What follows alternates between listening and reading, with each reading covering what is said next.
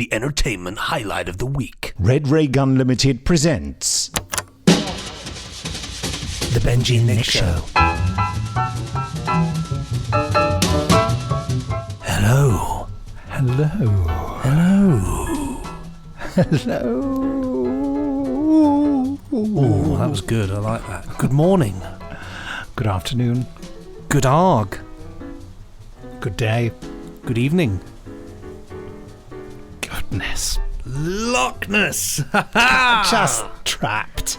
Even bashed the pop shield with my glasses or something at that point. A sign So of there you are. frustration in its rawest That's the Loch form. Ness game, which is not really about Loch Ness, and it's not really a game. And who knows why? Why, Benji? Why? Just one of the mysteries, isn't it? The mysteries of podcastery. You see, now for any of you who don't know what this is or where you are or who you are, I can't tell you all of those things, but I can tell you what this podcast is all about. We here love cult television, TV gems from the past that you might have forgotten about, TV gems that you love and remember well, and some in which you would like to forget. We go through these wonderful things and give it our opinion.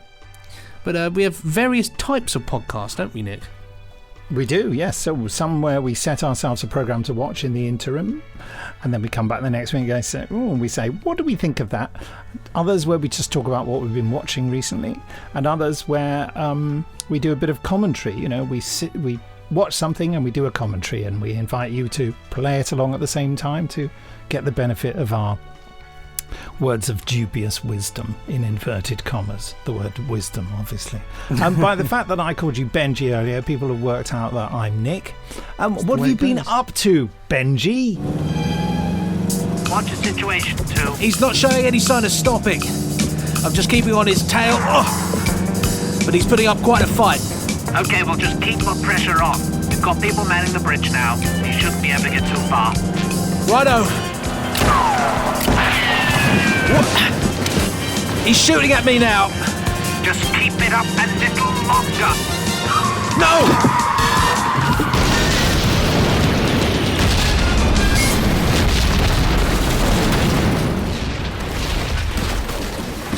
You might want to cancel that assistance. He's crashed.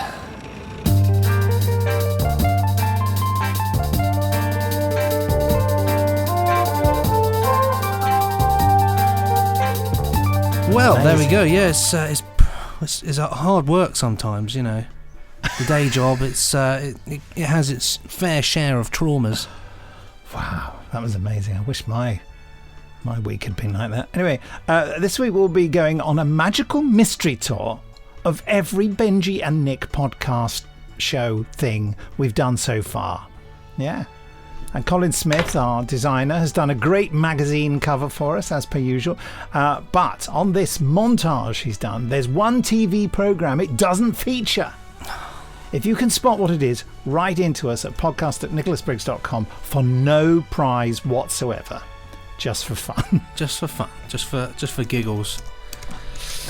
Nick Show. I've got to get the list up now of all the things. Oh, well, yeah. Well, after that, we'll be trying to get in touch with the late Jerry Thunderbirds, etc. Anderson's son, Jamie, our friend and colleague, just to sort of irritate him, really. That's just to make sure you understand, he was referring to the late Jerry Anderson as opposed to the late Jerry Anderson's son, Jamie. Jamie is, as far as I know, still with us. But no, you say the late Jerry Anderson's son. It was just mean that Jamie's late. The way it was said at the time, I was like, huh? But no, quite. Yeah, he might be late. He might not be on time. Yeah, he could have lost his before watch. all that, we'll be looking at your emails to send to podcasts that have been sent to podcast@nicholasbriggs.com. But actually, before all that even, I'd just like to mention Moonbase 3. Have you ever watched it? Yeah, I've seen it in the past. I love the opening shot. Good theme tune, you know, just very slow pan, isn't it? Dudley Simpson. Just doing it incredibly slowly. Just like that. Yeah. There's the bass. There it goes. I love the idea of it. I've always loved the idea of it. I loved the idea of it back in 1973 But then when I watched it, it bored me senseless. And I thought, recently, I watched it a while ago, a few years ago, and it bored me senseless again. And I thought, come on, I must have grown up a bit by now. I can watch this. But I watched an episode. I just picked an episode sort of at random on the second disc called Outsiders. And really, I mean, I love Terrance Dicks, obviously, as mentioned before, and Barry Letts. And, I applaud the fact that they did a spin-off. Not a spin-off, sorry. A serious science fiction programme for grown-ups. But, and also they called the main character David Calder. And David Calder, the actor, later starred in a similarly relatively dull series called Star Cops. But honestly, Benji, I just wanted to report that it is... I just kept thinking, as I was watching, what is this about and who cares? That was my memory of it, was hearing the theme tune, thinking it was really good, watching it and being completely and utterly bored. And loads of great incidental music by Dudley Simpson, all sounds like Doctor Who stuff. Funnily enough, this one, the music sounds like Planet of Evil. Years in advance. He obviously... So when he did Planet of Evil, he kind of went back to this suite of sounds, I think. And I don't know, it's... But old Dudley, he is incapable of doing bad work. He's just very good, isn't he? Yeah. There's nothing I can think of where I thought, he wasn't very good then. I mean, the plot of this episode was about two blokes involved in doing experiments on Moonbase 3, right? One of them creating some sort of new alloy and the other one creating a new energy source. The one creating the new alloy was a nice bloke who everyone liked, and the one creating the energy source was not liked by anyone except the guy creating the alloy. And David Calder, the character, not the actor, even admits that he really doesn't like the other guy. And it turns out... You bored me to sleep just... that the guy created... Yeah, exactly. This is so dull. The guy creating the alloy is a kind of a bit of a strange lost soul, and he's being analysed by the lady who's like the chief psychiatrist on Moonbase 3, who wears sort of tight-fitting costumes and sort of pouts about the place in a very 1970s way, and everyone says, oh, she's a very attractive woman, and it's all so appallingly sexist. And David Calder's always touching her inappropriately. When he comes into a room with her, he's always sort of gently ushering her elbow and things. You think, leave her alone, stop touching. But of course, the reason he can't help but touch her is because Moonbase 3 is so flipping small that everyone has to stand almost nose to nose in every room. Every room in Moonbase 3 is just tiny. It's like everyone that it's like they said, we're going to make a design for a moon base and we want to design every room on the template of someone's spare room, their box room. You know what I mean? I'm just flicking through now, and it is that, isn't it? And it's all just incredibly dull colours, isn't it? There's no flair. It's all just sort of beige and yellows. It's all beige. It's just... They do wear strange costumes, don't they, I suppose? They sort of wear... I mean, David Calder was wearing a red jacket with no lapels. It's the future, I don't know what year it's set in. And by the way, the guy who was creating the alloy it's a bit where he gets snogged by the woman for no apparent reason, which I think is grossly unprofessional.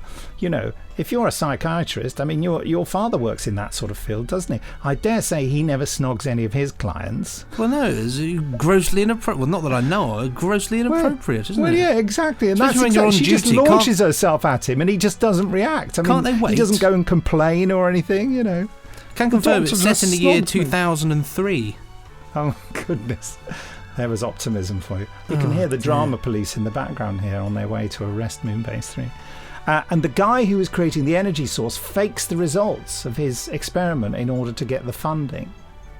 And then the guy who created the alloy, who was snogged by the doctor, walks out onto the surface of the moon and takes his helmet off and kills himself. How cheery. All that because he's a bit weird. Oh, it just... It's one of those ones, isn't it? When you've got a program like Moonbase 3 with the name Moonbase 3, you think it's going to be really good, don't you? Because it's called Moonbase 3.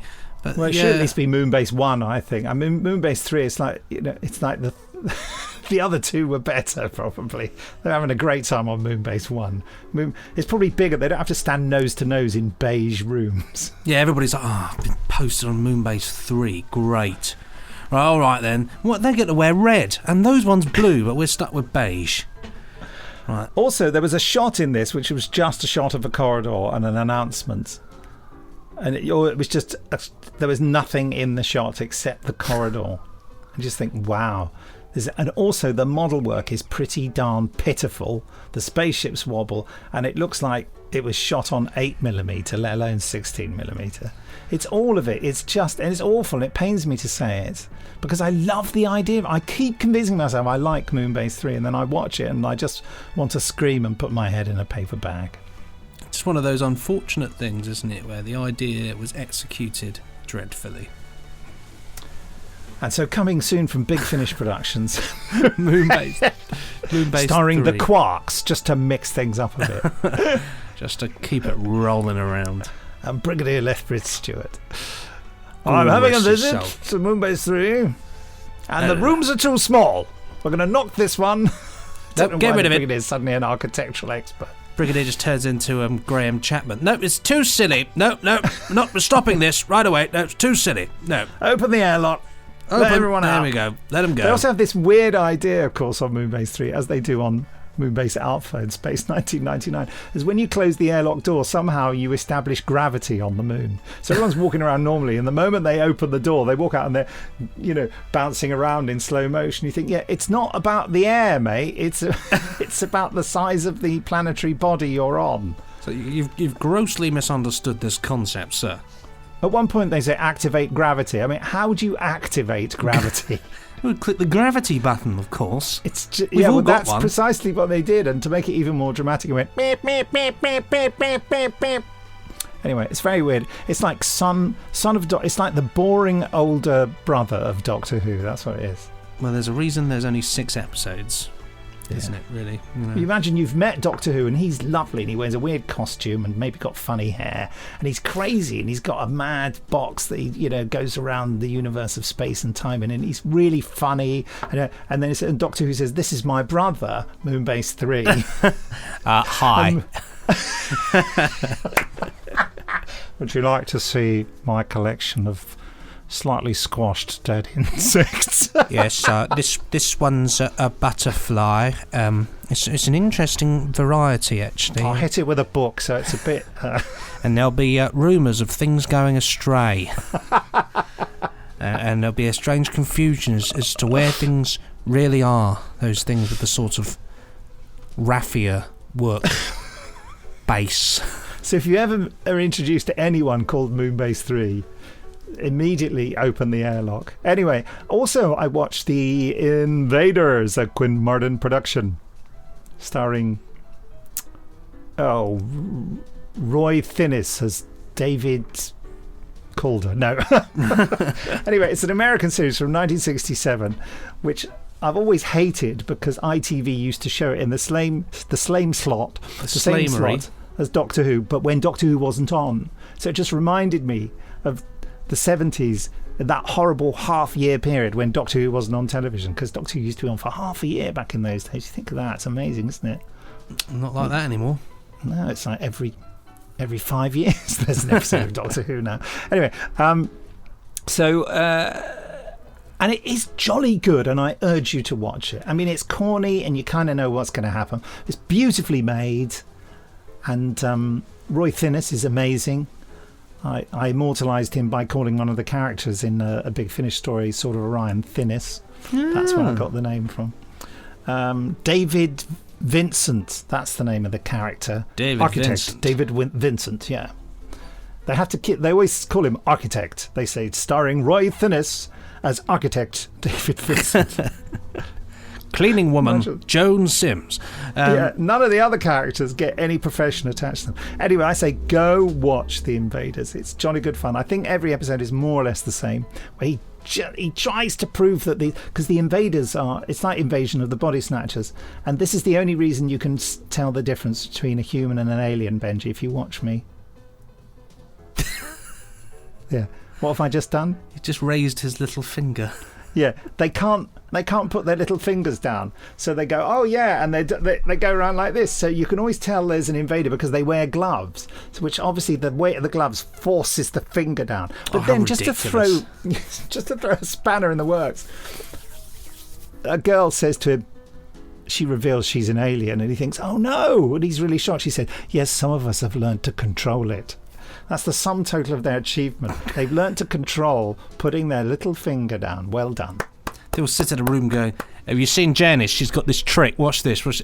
Oh, well done, Jet. Send her to Earth. They'll never know. Interestingly, the chief nasty alien, not chief, nasty alien henchman who turns up in this is the grandmother from the Waltons. Oh, right. I was very familiar with the Waltons. Yeah, lovely grandmother, and she is horrible. She sets his apartment alight while he's asleep, and he wakes up and just sees this old woman just sort of not even grinning at him. She's just looking through the flames just to check he's being burnt to death. Well, she sounds nice. Invite her on the podcast. Lovely. Yeah, what a nice lady. But there's lady. also a suggestion that the invaders, that it's inevitable, and they say, please accept it. Was that lemon squash you've got there? It certainly is. I had Robinson's. some earlier. I have it with soda water. Oh, that's a good idea, isn't it, actually? I can imagine it'd be good with soda water and probably work well with tonic water. Soda is better because it's not...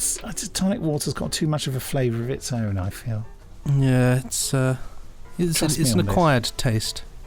My wife has introduced me to soda water. That was one of the key aspects of our relationship. Soda water. Yeah, it's good. Soda water's good. On its own? No way. No way on its own. It's like when people buy sparkling water. I think they're possessed.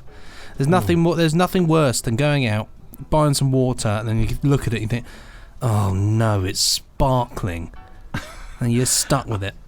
I usually have it in a restaurant because I feel it makes me seem more sophisticated than I actually am. Can I have some soda water, please? Oh, no, sparkling water. Oh, I suppose I might start off for soda water and some lime cordial.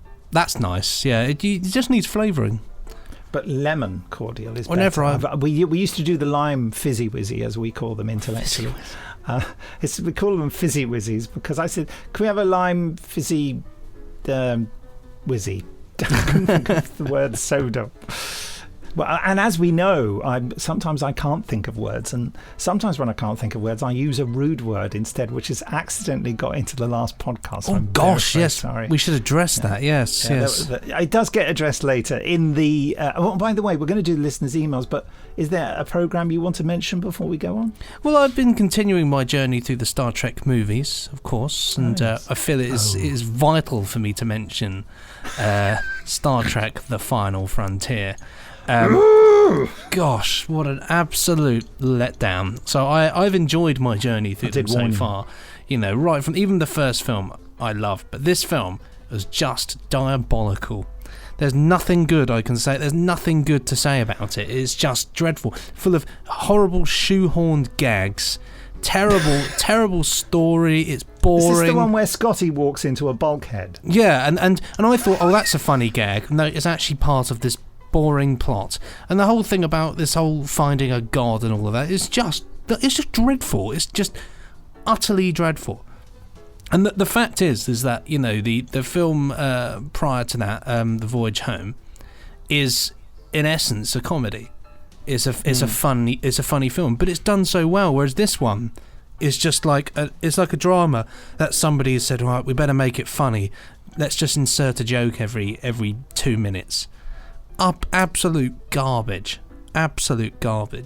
I've not met anyone who likes it. It's a dreadful film. But if you like it, listeners, do write in to podcast@nicholasbriggs.com. Yeah, somebody defend it, because at the moment I'm just poking it with a sharp stick and it's doing nothing to fight back.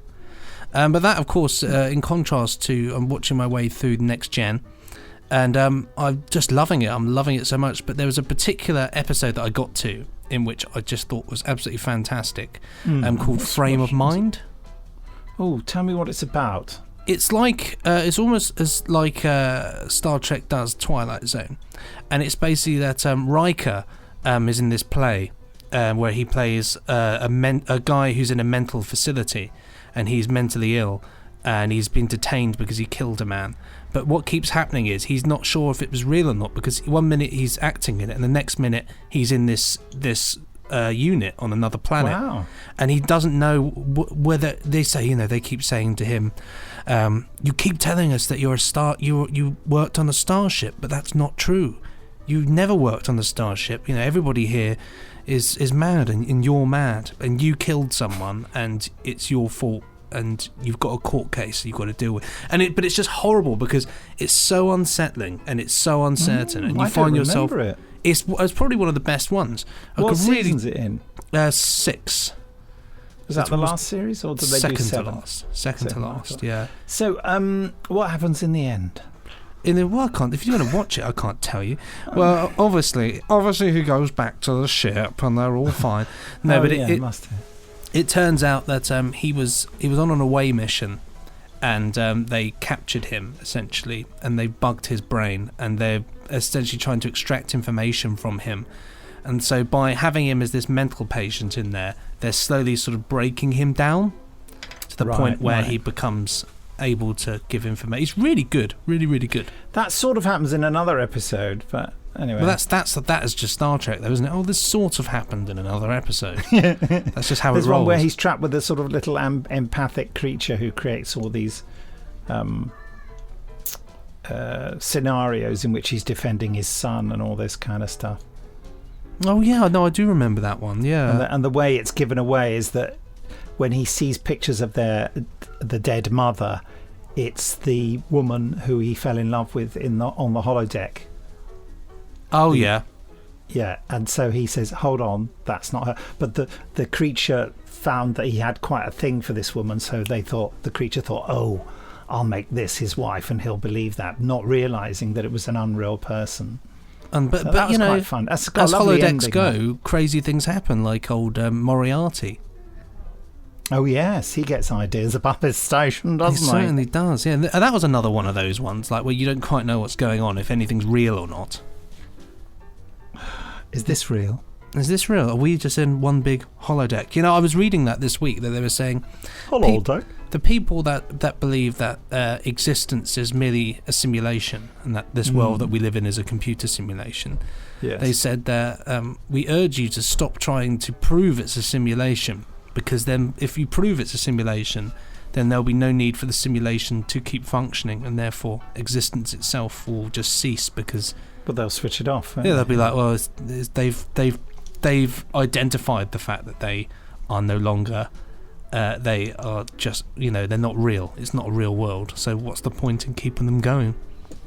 God, well, I can think of a number of things in this world that I would prefer if they weren't real. But there you go. So, emails. Ooh. Now, what do you want to do? I'll do the first one, because that means I'll get lumbered with the last one, because it's quite long. The original message is called "Are You Okay, Nick?" And it's from Robert Doyle. It says, "Hi, Nick and Benji." Oh, by the way, it was sent on the 17th of September in 2110, which is in the future.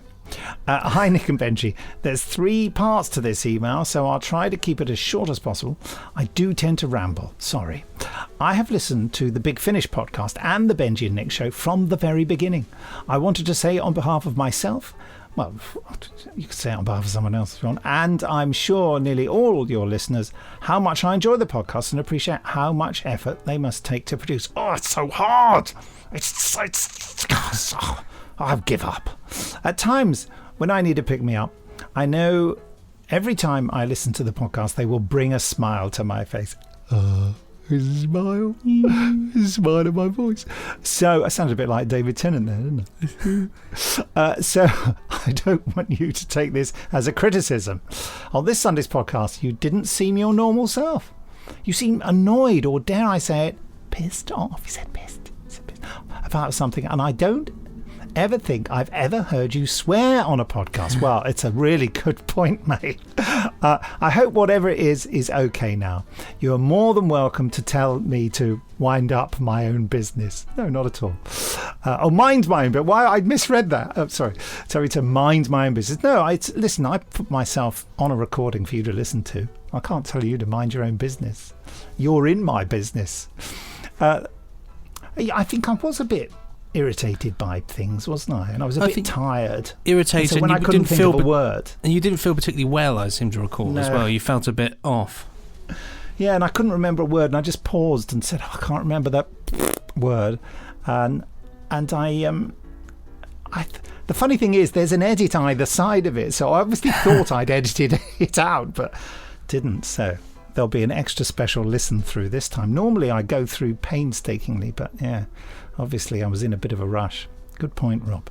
The second part is to say you, Nick, and the rest of Big Finish team should be congratulated on how fantastic the adaptation of Space 1999 Breakaway is. I think you've written to the wrong podcast. The cast is amazing. The story changes made make sense, and the episode is now even better. I can't wait to see what you do with Dragon's Domain, and if you will merge Series 1 and 2 cast together. It is a triumph. I hope there will be many more. Thank you very much. Finally, a suggestion to discuss on a future show, or for you both to just watch, as you are such big Star Trek fans, as previously mentioned. Benji, a burgeoning Star Trek fan. Have you ever seen the YouTube fan-made show Star Trek Continues? It's set in the final year of the original series mission, and it links to the first movie. The production values are jaw-dropping.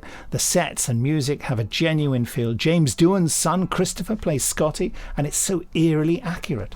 There's many Easter eggs and links to the original series and Next Generation. It was also a big surprise to see Colin Baker in an episode, and Nicola Bryant has a wonderful 2-part story. Anyway, I've gone on long enough. I hope you are both well, and thanks for listening. Rob Doyle. You're so right, Rob. I'm so sorry about the swearing in the last one. It was completely unintentional, and I meant to cut it out. But the trouble is, once you upload these things, you can't check. Once you upload it to, iTunes or whatever, you can't change it. It's there. You can upload a new version, but it's there.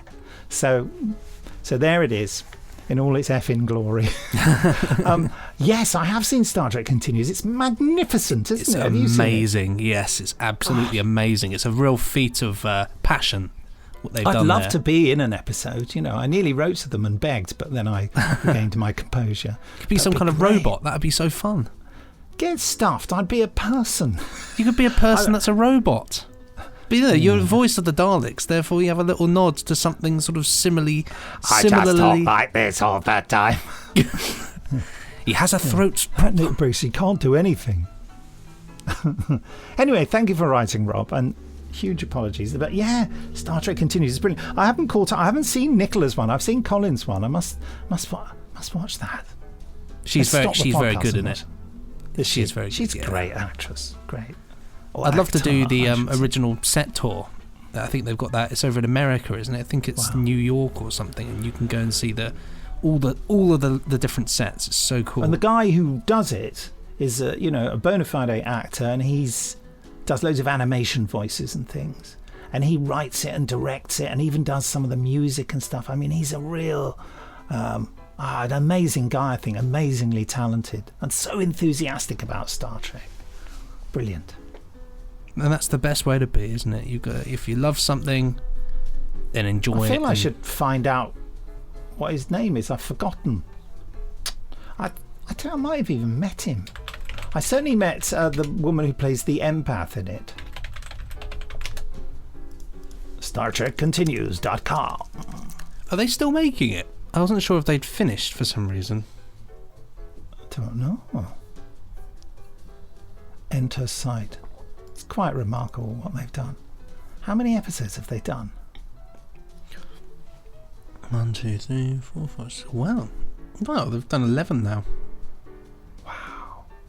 To boldly come. I've got to watch that. Yeah, they've done it. They've finished it, presumably. Yeah. Amazing. I mean, look at that. Where does it say who the actor is? Episodes, contact, extras, crew, cast. Vic I can't pronounce his name. Brilliant. Absolutely brilliant. They've had a couple of recasts along the way, haven't they? It doesn't matter, though. You don't really ever think it as well. I've met Michelle Spetch. That's who I met, who plays the ship's counsellor. Yeah. Or Specht. I don't know if it's Specht or Specht. Yes, I find it actually that I'm incapable of pronouncing almost all of the names of the actors. Dear me. What's the matter with me? I know exactly what you mean, yeah. They're all a bit difficult for an Englishman. I like Kim Stinger. That's a good name. Ahura. Okay. Would you like to continue? Yes. For quite. Yeah. So this next one here is called Nick Swears. No! Yes, it's come back to bite you, this one, isn't it? Sent on the 16th of the 9th, 2019 at 12:32. Good year, that one. This is from our good friend, Big Al Alex Pass. Imagine my surprise on listening to the latest podcast and getting to 22 minutes in and hearing Sir Nick of Briggs using the F word. And no, I don't mean Fendal or fungoids. This was without a doubt the most hilarious thing I've heard. He did put pause for dramatic effect in brackets.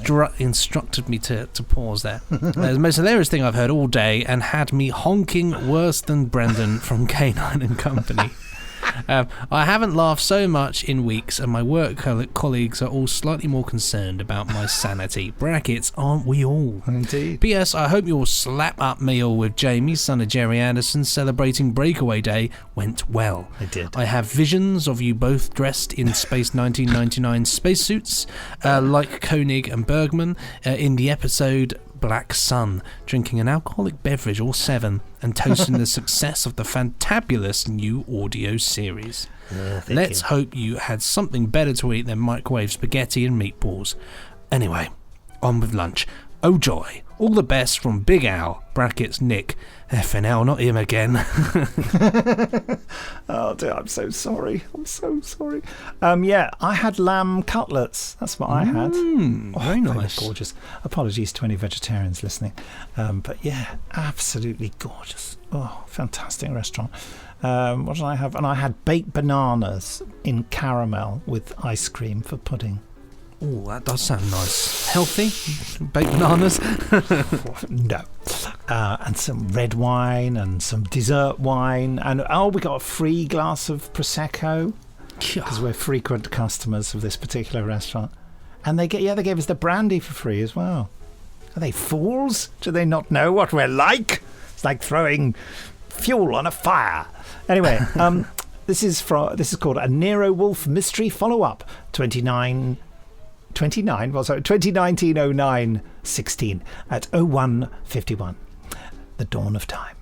Adam Graham. Hello, Adam. Dear Nick and Benji, since I don't own Pyramids of Mars, or should it be The Pyramid of Mars, or maybe A Pyramid on Mars, or perhaps Sutek's Big Adventure, I listened to the commentary episode, but right before the actual commentary started, I stopped the episode as I'm saving the commentary so I can get the DVD from my local library and enjoy it with the actual serial. That's a fair point. Very sensible. So imagine my surprise when I saw that I'd inspired, or perhaps forcibly compelled, a podcast episode on A Nero Wolfe Mystery. I did want to assure you that I didn't find your review offensive. Oh, thank you. What makes your reviews of cult television work is that you provide enough detail so that we not only understand what you thought of the series, but get enough information to understand if we'd like it as well. I've listened to many episodes and concluded the featured series sounds well made, but not for me. And that's a perfectly reasonable conclusion.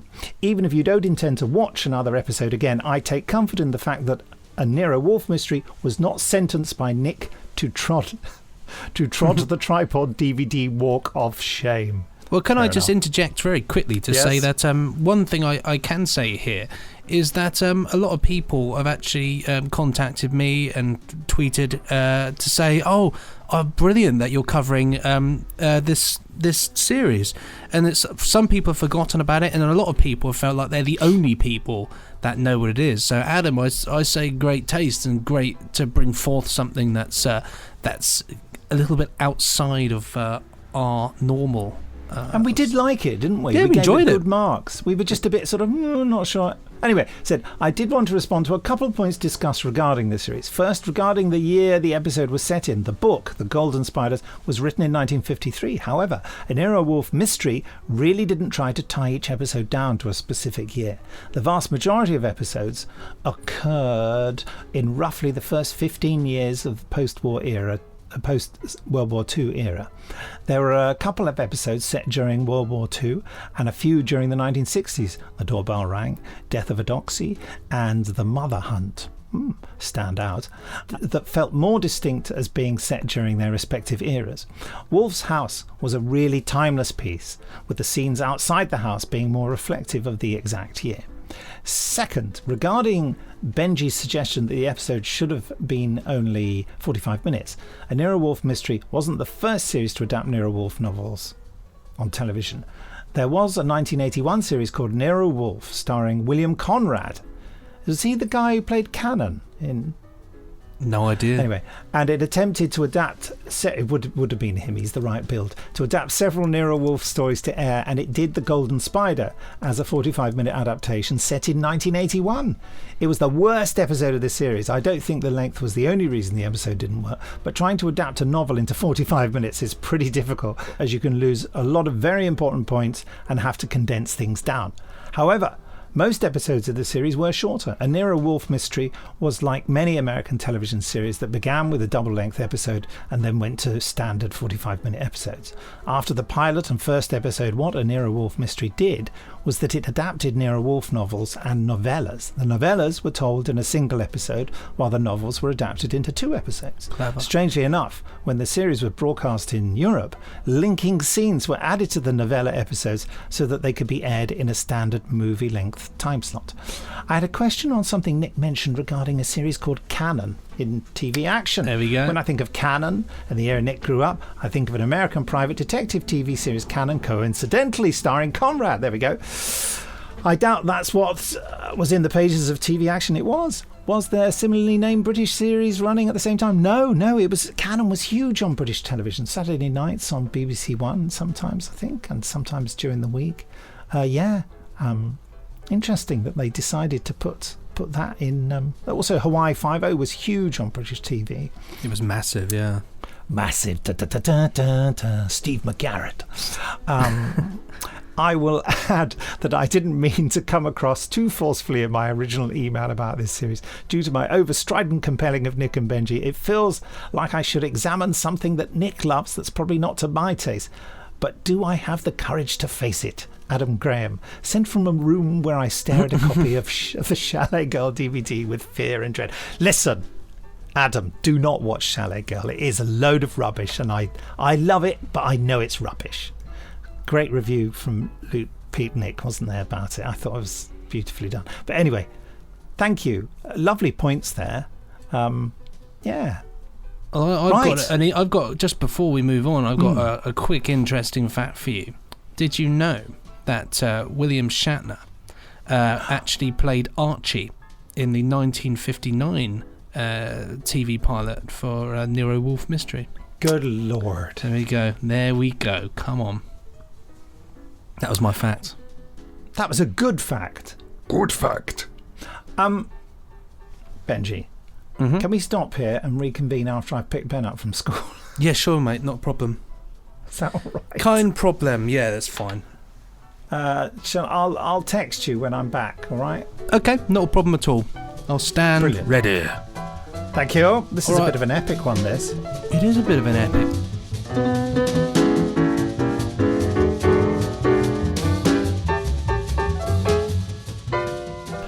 So here we are at the main topic of the podcast, which is a recap. It's like, there's always an episode of an old cult series where it's a rehash of clips, isn't it? And Yeah, they say, like the greatest hits VHS, where they yeah. they have like some exclusive material of us, I don't know, going through an old cupboard of videos or something going, do you remember this, Nick? Then we laugh and it goes... Well, we're not even going to play clips, we're just going to talk about it. Yeah. So I'm looking at the podcast page of the nicholasbriggs.com or Red Raygun site.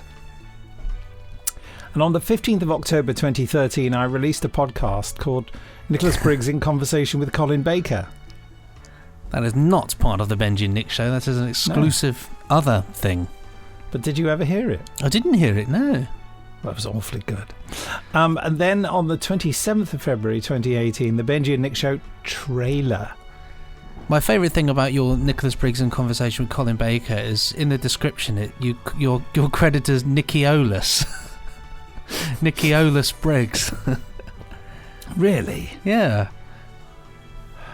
Where does it say that? Nickeolus Briggs. Oh, that's my wife making out cock up there. Right, and then on the 4th of March 2018, the first Benji and Nick show. Did you see Death that to the there? Daleks. Straight away. A cracking one, the first episode. This is Was the that what point. it was? Or did we do the whole thing? Did we review the whole story? In terms of what we've got, I think we just reviewed the whole story, didn't we, really? Yeah. It was like the first one. We Had didn't to really be. know what the Benji and Nick show was, did we? It was kind of just... It was just kind of like, right, let's just have a podcast and get talking. And then we slowly realised, because we wanted to talk about Catweasel, which was the following week, because we've been referencing Catweasel for Big Finish for ages. And then it was kind of like, oh, maybe we just talk about a programme every week. Is that what happened? Pretty much, yeah. Yeah, God, it's so difficult to remember.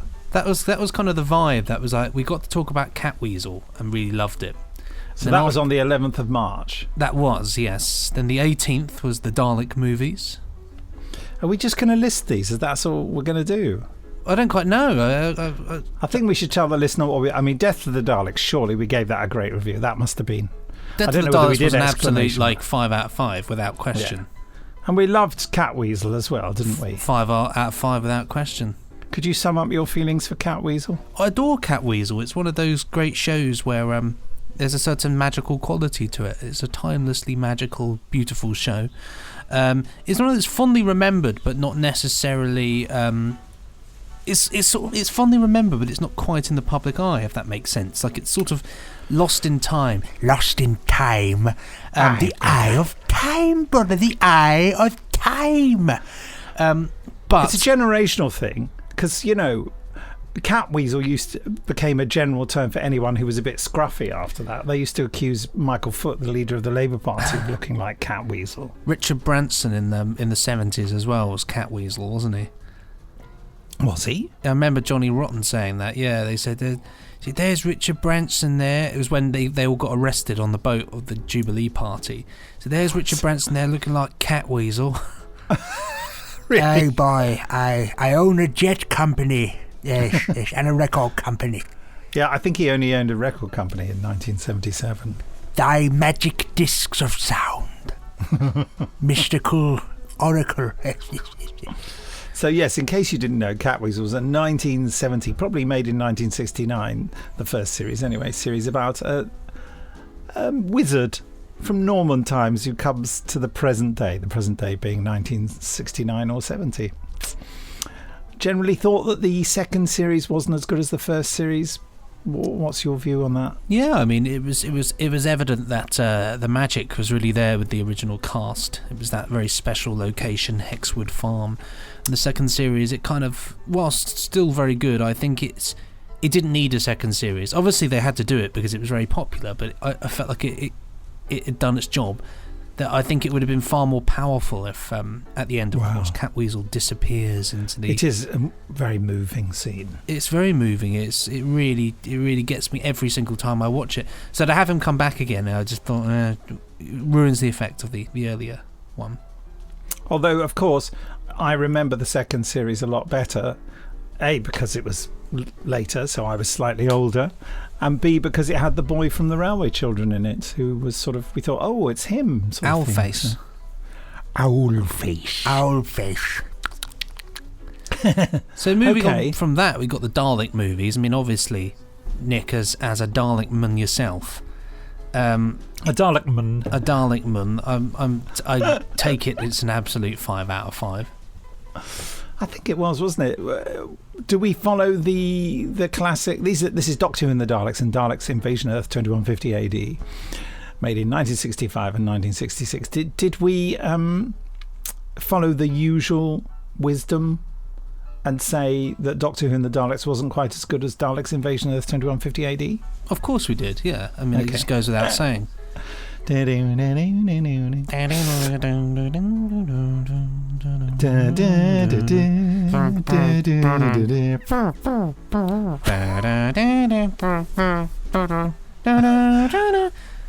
know this, I've done this one to you before. Do you recognise this bit of the music? Oh,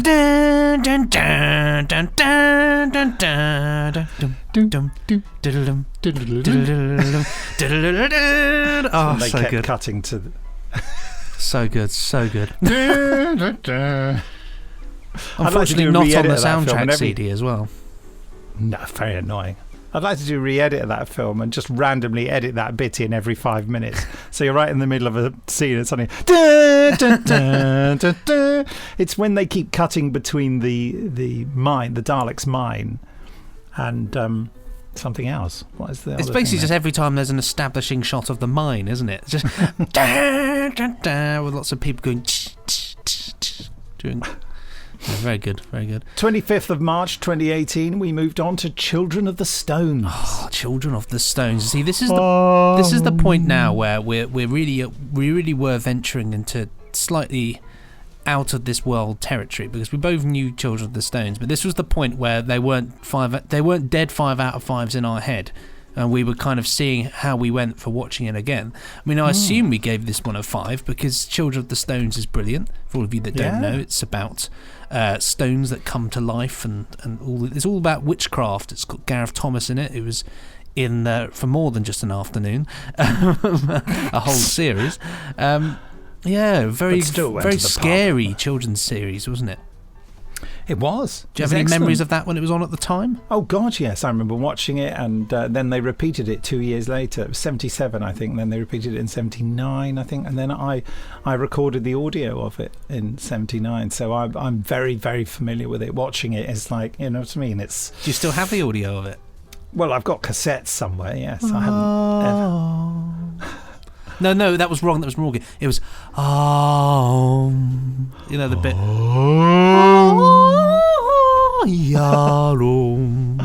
The music was done by a choir. Brilliant show. Plus a bit of, what else? There's a bit of vibraphone and guitar and stuff in there, isn't there? Definitely, yeah. There's a bit of that in there, but it's mostly just pretty much like that. Then came the changes on the 1st of April.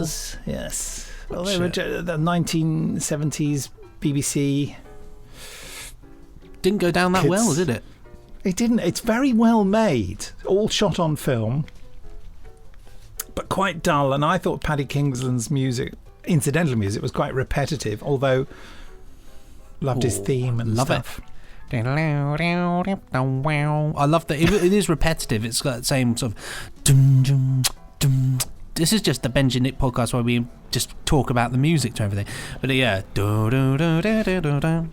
I like the changes. Recently, of course, unearthed in the time between the podcast coming out and now. I believe they released the music. Yes, because I bought it. And you regret every moment of it. It was an exclusive for Record Store Day, I seem to recall. It's a bit repetitive. Yeah. It's a bit repetitive. I'm doing a repetitive joke there. Notable because of its sort of interracial casting, you know, and the whole business about the Asian family and that was. I think that's why it has some notoriety, the changes, but it is pretty darn dull. Yeah, it's got BFI status, hasn't it, because of its portrayal of Sikhs at that particular time, and for a children's television show, it's very good. It's just you know, as the just a bit dull, isn't it? As they say, nothing sensational. It's because the stylishness of it is at odds with its dullness, I think. Yeah. Yes, I quite agree, and also it's just slow paced. Not a lot happens. And then, of course, we decided to excite ourselves by doing something really mega dramatic, which was the Thunderbirds episode, Attack of the Alligators. Which was smashing. I mean, obviously, it's Thunderbirds. You know, whether you like Thunderbirds or whether you don't, you kind of have to appreciate the fact that it's Thunderbirds. It just is what it is. It's never boring, is it? It's never boring. There's always stuff going on. Shut up, Nick. Okay, sorry. Okay, yes, Mum. I mean, you know, Poo water. Thunderbirds is just one of those things. It's aged very Poo well. water. It's aged incredibly well. Pacing. Poo water. Poo water. That was the debut of Poo Water, wasn't it? Oh, because they throw poo water down the sink, which makes the. It's not really poo water. We just kept saying it. But it looks just like. I just looked at my tea then. I was just like, drink it up. Like have another sip of that. I remember this was the first time we were really stumped for something to do after this. And I looked on my shelf and I had a thing called Zodiac, which I'd bought at a convention and never watched, or watched a tiny bit of and thought, oh, this is blooming dull. And it's a sort of detective series with an astrological element. So it's Anton Rogers and Anushka Hempel playing. He's a detective and she's his sidekick, and she works things out by astrology, which is, of course, rubbish. But it turned out to be a surprising winner, didn't it? It's an absolute 5 out of 5. And I tell you one thing, a testament to Zodiac is actually this week I started watching it from the beginning again. So it can't be bad, can it? It can't be bad. It's great. And the relationship between the two of them is marvellous. And Anushka Hempel, it's a shame she gave up acting. She was jolly good, I thought. Brilliant in it, I thought. And, you know, I mean, there's a lot of her in that was devised to be sexy. You know, all the amazing outfits she wore, and just how he always seemed to conveniently come in when she was either sunbathing or preparing for a glamorous dinner party. But, you know, fair play, perhaps she's just like that. Or having a wee. No, that's not. Oh, sorry, are you having a wee? Poo water, hello? Dear, oh dear, you revolting, you animals, you beasts. Then we slid from Zodiac straight into Time Slip, which I didn't enjoy that much, I have to say. Oh, you Philistine. I enjoy it, but it was very slow, I felt. It was. You've got to watch more of it. Roger Moore. It's Roger Moore of it, yes. Rite de la Terre, I think, is the name of the piece of music from the De Wolf Library. Bam, bam, bam, bam, bam. Very good. I loved it. But yeah, not as good as I want it to be, I suppose. But a beautiful series about two kids who travelled in a time bubble, which, funnily enough, is never shown as a time bubble. Except, I think in the La La La Look-In strip, I think they did show them travelling around in a time bubble, which would be nice. I mean, Time Slip, as we came to the conclusion of, is one of those things that aged purely because there are no colour prints of it. But it was, of course, broadcast in colour. And so, in a way, it kind of it feels older than it really is, because it looks ancient, but it's just a case of it just being in black and white. I think there's one episode of The Icebox, the second story, The Time of the Icebox, which is in colour. Okay. Maybe they'll 29th of April 2018, we moved to the Day of the Triffids, which I think was very good. Thank you very much. That's a Triffid. Adaptation, BBC's 1980, was it? Or 1981? 1981. Dramatisation of John Wyndham's classic British sci-fi novel. A novel I've read many times. And, as have I, yeah. It's not a contest, Benji. I've read it more times. I read it in my sleep, Nick. I was reading the writer. it now. I invented it. I gave it to John Wyndham. John Wyndham used my pen, which was a biro.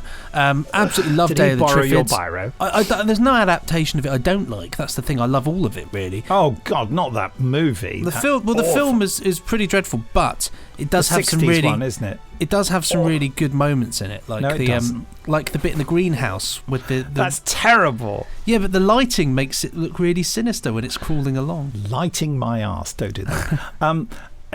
It was great, though, this adaptation, and it was even better than I remember it being, actually. And John Duttine is a fantastic leading man, although the only minus point against this is the woman who plays the woman. Jo Payton. Yeah, she's... I don't know. It's almost like she's not an actor. No, well, she now does. I think she's now an astrologer and yoga teacher, I believe. Well, that's so rubbish. I believe so. I could be... I've got to look at this up now. I can't just be... Now, didn't she turn up in a... I was watching a programme about the synthesizer bands of the 70s and 80s, and she turns up in a video for one of the one of the bands, and I can't remember what it was now. And I was thinking, I know that face, and it was her, whatever the name of the actress is. How peculiar. I wonder why she just decided she just loves... Not only is she... Emma Ralph, her name is. Emma Ralph. So what does she do now? Household name. Household name. In the Ralph household. Here we go. Emma Ralph, British actress known to be Jo in Day of the Triffers. She was in The Professionals. Of course she was. Chess Game, Eureka, Screen 2, Bullman, The Witches. She now works as a professional astrologer and counsellor and teaches Kundalini yoga and curative astrology. And is the leader of Dances of Universal Peace. Very interesting. Doesn't say anything about her synth pop. No, it doesn't. Appearance. I don't know. Let's have a look. Well, I feel let down by the internet. She is the half sister of Simon Ralph, who's another actor, and the daughter of Michael Ralph, who's is British film producer, art director, and son of George Ralph. I wonder how she got. Oh, he did. Okay, he worked on. He was the producer of Scum. Scum with Ray Winston. I'll see Ray Emma Winston. Ralph. Synth video pop video. This is the most important fact you'll ever hear. No, it's not really. I'm afraid not.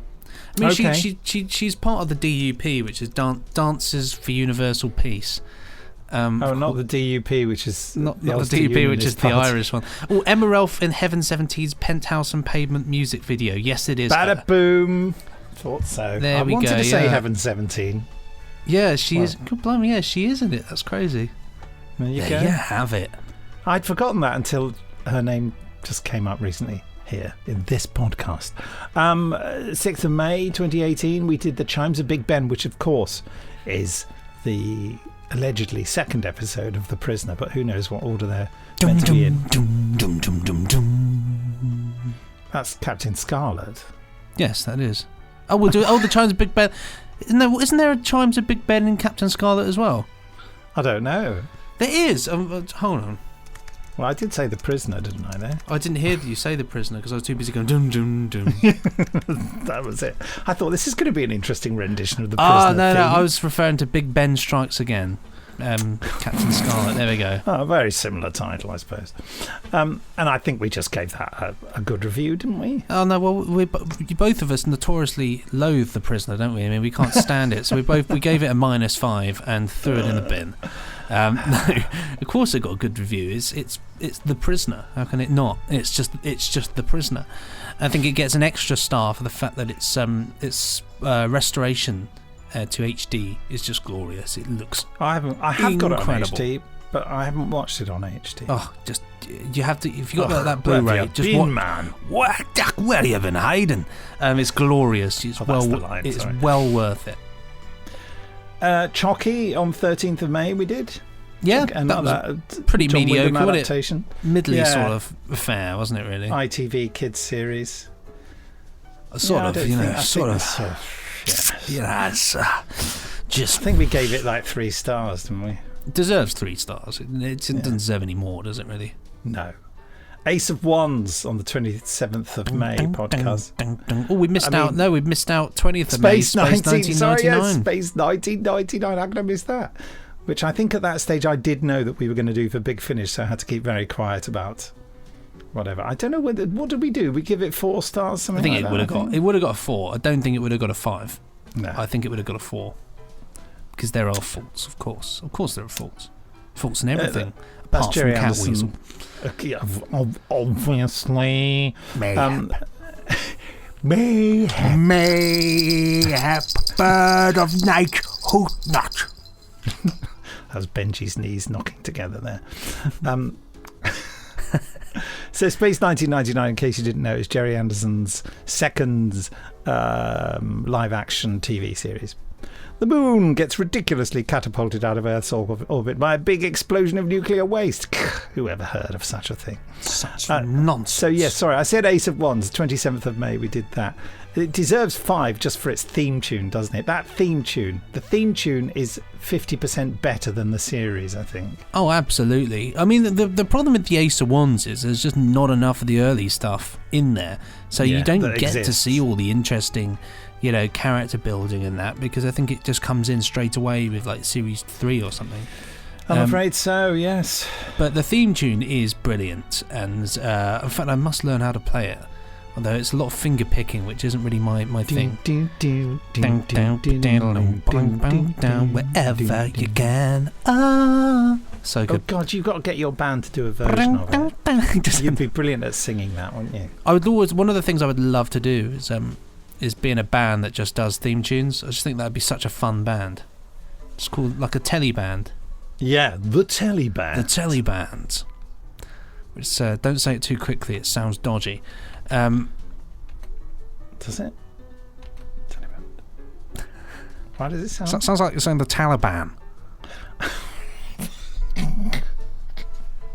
It does though. The telly band. It doesn't sound like that. Yeah, if I say, oh yeah, I'm a member of the Taliban, it sounds a bit like me saying I'm a member of the Taliban. It's a little bit. Not to me. Oh gosh. Anyway. We're not affiliated with them. The Ace of Wands is it's something that I would have loved to have redone for Big Finish, but nobody can find out where the rights actually lie. There are 4 lights. If you get that one, you're impressive. It's a bit of a Star Trek Next Generation. There we go. Yeah, reference. He knows it. What was it called? Interrogation or something? I don't know. Something like that. It's got David Warner in it. Yeah. Yes. Do you know he only did that episode? He only did that episode. He was a last-minute replacement for someone who pulled out, and he did it on the basis that he was allowed to read the script off cue cards because he had no time to learn it. You'd never know. Watching him, you would never know. He delivers an absolute tour de force performance, doesn't he? Really, it's brilliant. It's brilliant. So then we had our first moment of real controversy, didn't we? On the 3rd of June 2018, Benji's Sacred: The Devil's Crown, which is a load of old crap. It's just language, Nick. Language. Remember, we got in trouble last week. We've got to be very careful. We're allowed to say crap. I suppose we are. Yes. Yeah. And poo. Yes, and lots of that. Yes. And strumpet. You see, I love The Devil's Crown. I'm not big into loads of historical drama things. It's not terrible. It's all right. But I thought it's an interesting, as we became, an interesting bit of sort of drama. I mean, my favourite thing and what really makes it is the fact that Jane Lapatere plays Eleanor of Aquitaine. And I don't know if I mentioned it the other day, but I was listening to a modern audio drama called Plantagenet, yes. Yeah. And she turns up again playing the same part as an older woman, which I thought was superb. You did mention that, yeah. Well, I'm just mentioning it again. Also starring David Warner. David Warner. I think that the thing I thought about the Devil's Crown, that it was, to me, it was like a sort of bad sketch sending up BBC Shakespeare productions. Because it's all, mayhap, my lord, perchance I had done the, but they're actually speaking modern English with sort of old phrases thrown in. It's just it's like Shakespeare, but isn't Shakespeare. Of course, it's like a Brodie's Notes historical, and it was very stylized, wasn't it? And that was an interesting aspect, but dry as dust, I thought. But obviously, a lot of money thrown into it and very prestigious at the time. I think it's the real thing that makes it good is just the fact that it actually, like, in terms of portraying history, actually does a really good job. Like it's not all like, it's not Braveheart, which is the most historically inaccurate film when it comes to history. This does it pretty well. Yeah, but this has castles that only come up to your armpit. That's not historically accurate either. Yeah, but it's more historically accurate than Mel Gibson. A bunch of people shouting freedom. That's true. I can't disagree with you. On to the 10th of June and UFO. UFO. Jerry Anderson's first live-action TV series, I believe. Sci-fi one, anyway. It got a pretty good review, didn't it? We loved it. For being fresh. UFO. For being fresh, it was a fresh piece. Okay, well, we can't say much more about that except it was lovely. Wurzel Gummidge. Absolute. 17th of June 2018. 5 out of 5, obviously. Superb, great bit of children's television. Terrifying first episode as well. Yeah. It's interesting, by the way, we just mentioned a Jerry Anderson thing because Jamie Anderson has just texted me to ask if I want to have a chat. I was going to say just doing... He's actually said bands. Bants in your pants. Just doing Benji and Nick's show, so we'll be coming to you shortly.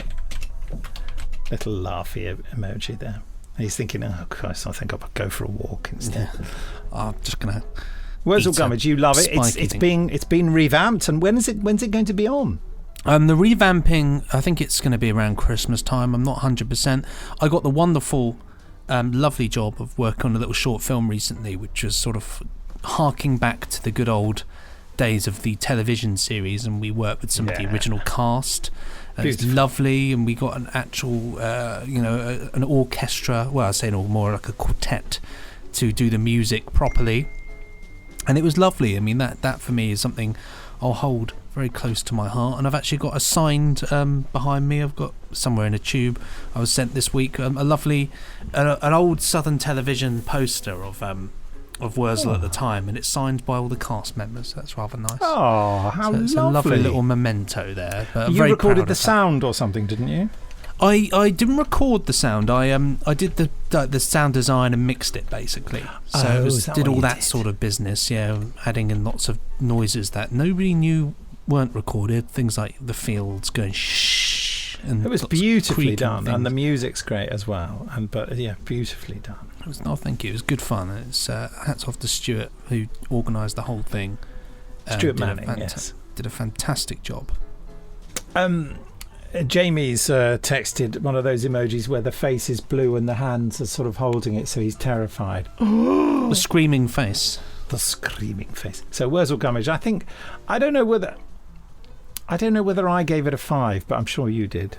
I would have done, but I remember you being more impressed than you thought you would be. That's right. Because to me it was always the pretender to the Catweasel Throne. Of course. It's very similar in style and feel.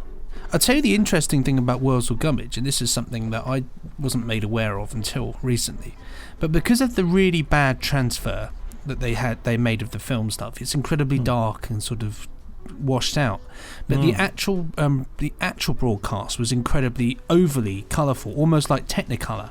It was incredibly vibrant. I remember it looking like that. Yes. But it's completely lost on a modern audience. So that first episode looks very dark and old and tired. In fact, it's a case of it's just a bad transfer. But all of the tapes, the reels do exist. It could be gloriously restored have they got the negatives? They can restrike it. All been found. Everything's been found. But it's just it's getting people to put their hands in their pockets and do it. Well, I've got my hand in my pocket. 50p and a bit of fluff. Well, there's nothing in that one. Oh well, we're on to a great start with this restoration project. There's a piece of paper here that says, "Please leave parcel here. I'm out for 10 minutes." Which is what I left for the Amazon man yesterday. And did they? The moment I left the house, they came to deliver. That's what they do. They've got some sort of scanner that tracks me. And the moment I leave the house, they think, right, deliver now, he's left. Like the bloke today who threw my record stylus in the ruddy bush. Gosh. It's unbelievable. It's just a crime, isn't it? A crime. Yeah. Arthur of the Britons on the 24th of June. Arthur of the Britons. Well, I mean, it's got to be a 5, surely. It's a brilliant show. I don't know, did we criticise? I don't know. I don't think we. The mundanity of it. It's low budget, isn't it? And it's quite slow paced. But I think it's enjoyable. And if I gave it a bad review then I think in retrospect I'd give it a higher review because I've watched more of it and I do think it's really good. The soundtrack now available, of course, on Spotify, which you can hear, and it's brilliant. Sounds lovely. Yeah. Oh. It's well worth a listen. Moving on then to Quatermass and the Pit. Well, shall we stop right there? Because this is going to go on forever. And we don't want this podcast to be the longest one in history. It's true. So we'll continue with our recap next week. good idea. Quatermass and the Pit, I reckon. That's a good idea, yeah. And you can hear some extra little nuggets as we dive straight in next week. Well, it's been a thoroughly enjoyable podcast, and I think there is a chap that we need to talk to. Yes, hold on, let's get Michael Renfield, ladies and gentlemen.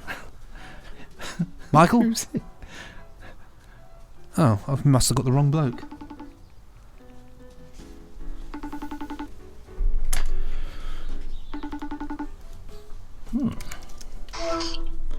Is that Michael Renfield? No, it's June Whitfield. June Whitfield. The late... No, it's obviously not. It's Jamie Anderson, wow. Hello. Who is Michael Renfield? I don't know. I've got no idea. That's why I said June Whitfield. That's the name that Benji just made up. Oh, I bet it's actually a person. I'll see it. I'll Google him. The youngsters are Googling. Jamie, I have some... Michael Renfield. Disturbing news. Yeah, no. Oh, God, I had some advice for you from Steph. Some advice? Was it stop speaking to my husband? Yeah, that's what it was. I can't remember what it was now. Oh, wasn't that annoying? I can't remember. This is a fascinating bit of podcasting, isn't it? Yeah, yet again. Michael Renfield appears to be a musician of some sort. He's got lots of stuff on Spotify. Oh, really? Because I've got Michael Renfield as scrap merchant. Oh! It's probably not the same Michael Renfield, I imagine.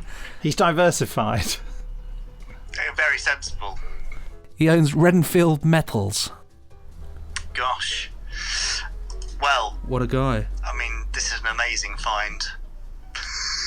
Yes, I'm really annoyed. I can't remember. I said I would mention this to you on the podcast, and I can't remember what it was. Isn't that awful? Was it about going to see Ad Astra?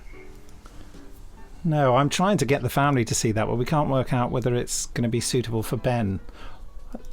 I mean, it's a 12A. It'd be fine for him in terms of context, but Yeah, he might just be bored by it. quite possibly. But he did like Life of Pi, apparently, which bored me. Yeah, but that's got a bit more of a fantasy edge to it, hasn't it? Whereas Ad Astra seems to be a bit more hard sci-fi. So... Is Life of Pi the one with the boat? I'd say it's got a bit of a fantasy edge to Life of Pi. I mean, he's in a bloody boat with a talking tiger or whatever. So, yeah. I can't answer this for you, sorry. I think it's rubbish, by the way. But anyway, controversially, it's a terrible thing to say, isn't it? Everyone loves Life of Pi. I got to the end of it and thought, what?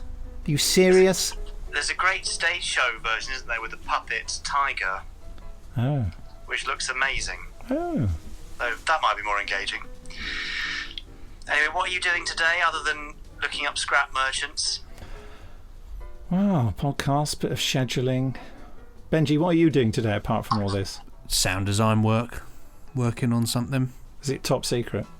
Don't know if it's not top secret. I don't think it's for the ultimate. No, it's not even that. What was it called? The Dark Universe. Sylvester McCoy's story, which has been announced. I'll double check though, just in case it hasn't. Jamie is left speechless by that. Yes, it is in there. I don't know what it is. It's a true story. Anyway, look. Oh.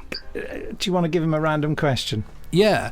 What obscure and mundane thing could you give a 40-minute presentation on with no preparation?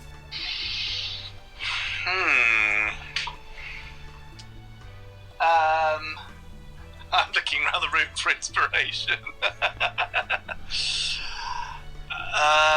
Is it obscure? It has to be obscure, does it? Oh, I've remembered the thing, by the way. Oh, okay.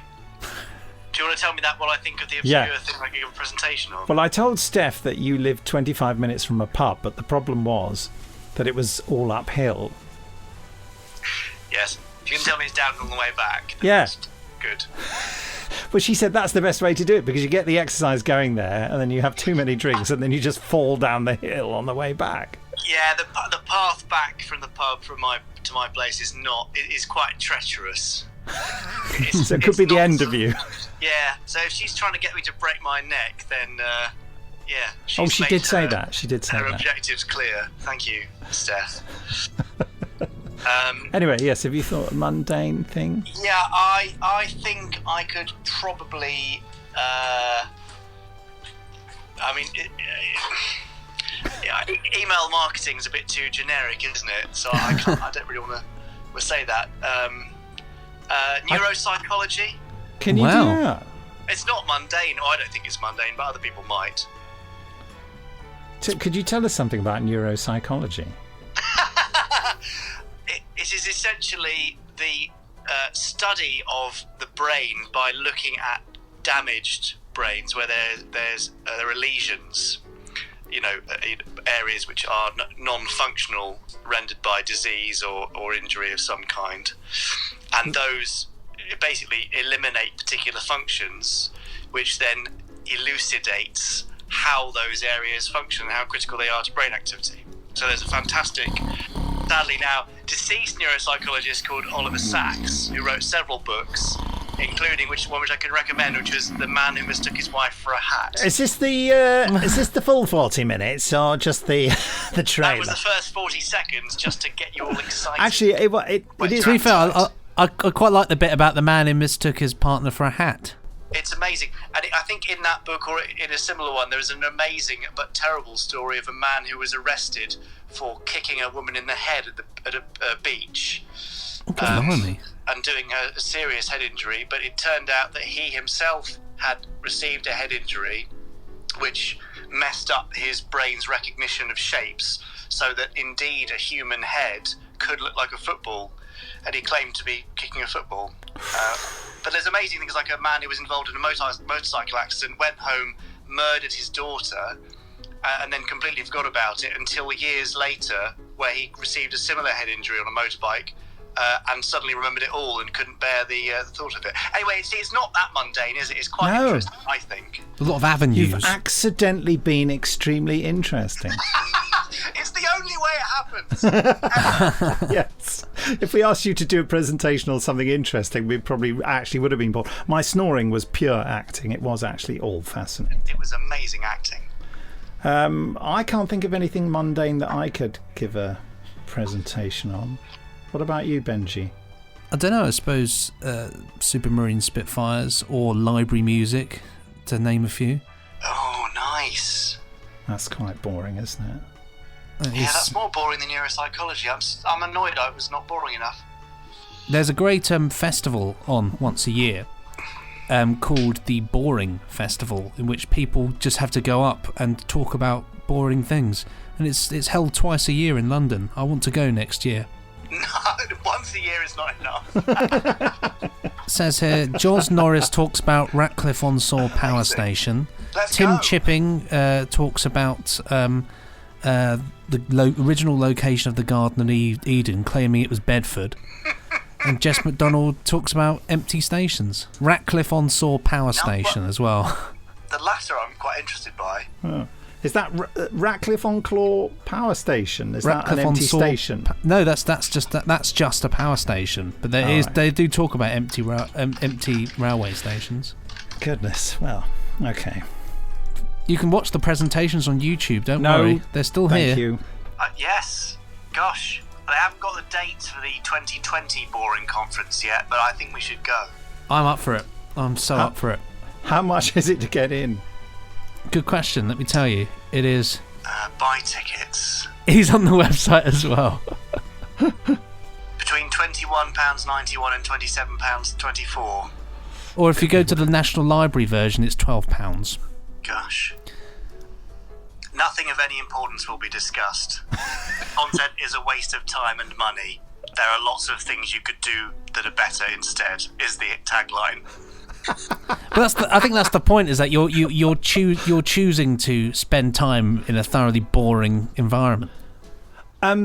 Jamie, what should we do next week on the Benji and Nick show? No, we're already doing that, aren't we? Oh no! Yeah, we're going to carry on rounding up our podcast. Sorry, I forgot. The week after, yeah. Could you do the Secret Service? Okay. Because tomorrow, after the day of this recording, when we're talking now, the 21st of September is the 50th anniversary of the Secret Service. First being broadcast. So. Can you send me a copy of it, Jamie? Yes. Doop. That was my response. I've already got a copy. Of course you do. You Thank did you. your lecture on it at the Boring Conference, didn't you? Well, thank you very much, Jamie. That's brilliant. And goodbye. TY. Thanks for having me. Goodbye. Can't press the button. Where is it? There. I'll press it. I love the way the associated events of the Boredom Festival include Learn to Love Earthworms, bright and shiny experimental paper making, and things I've found on the River Thames. I don't think these things are that boring, but that probably says a lot about me. So bright and shiny experimental paper making stands out to you? Yeah, quite like that. Well, anyway, I suppose on that boring note, it is now time to say good boring bye. Good boring.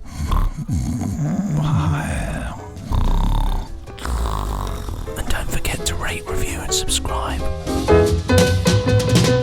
Pressing stop now. Ka-chung.